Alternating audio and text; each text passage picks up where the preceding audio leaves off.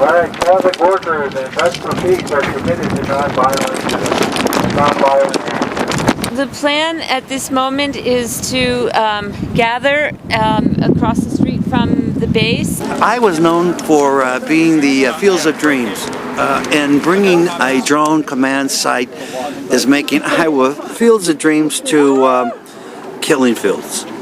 Breathing in, breathing out, breathing in, breathing out.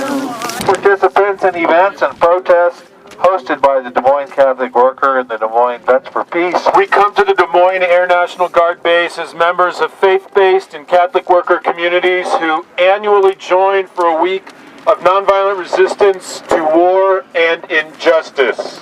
We recognize that the slaughter of war always requires war makers to dehumanize the victims.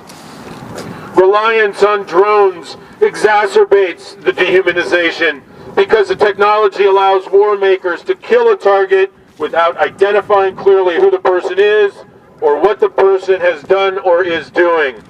We say the drums have got to go, got to go, got to go. We say the drums have got to go so the world can live in peace. In a free society, few are guilty, but all are responsible.